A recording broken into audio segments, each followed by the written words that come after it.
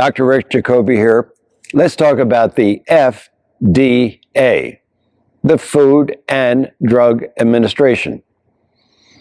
When one of my kids was about 10 years of age, he said to me, "Dad, why is it a Food and Drug Administration?"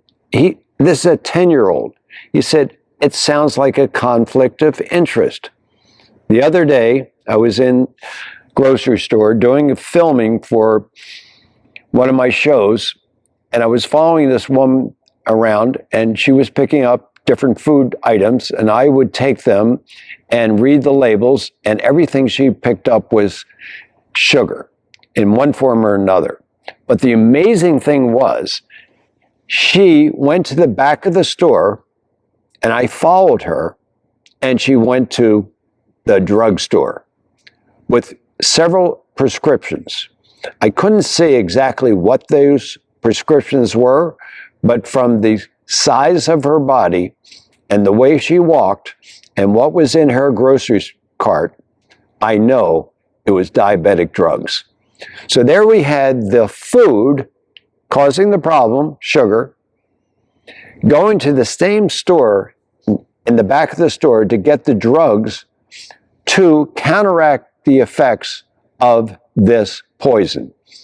Now, I'm not telling people what they should do or shouldn't do, but I am saying I'm outraged that I have to pay taxes to go to an agency that is not protecting us on two fronts.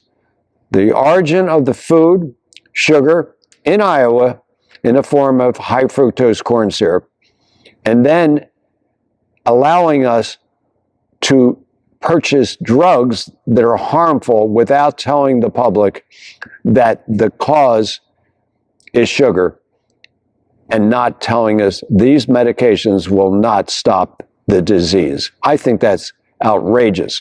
In fact,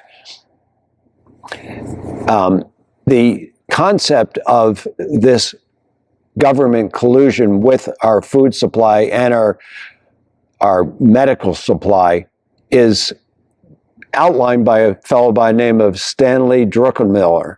He's an industrialist, and he gave a talk to a USC economics class last year and said, if we don't solve this problem, all the tax money that the US government is collecting will go to entitlements in the form of Medicare and Medicaid. And in 10 years, all the money will go to those two agencies. And the bulk of that money will go to Big Pharma. And we will be dead broke. So it's really quite simple. If the food is causing the disease, then stop eating that food, and therefore you will not need the drugs that the FDA advises. We should be talking to our senators to tell them to take this food out of our system and put a good, clean, healthy food system back in. And then we will not be dependent on the drugs that we're currently using.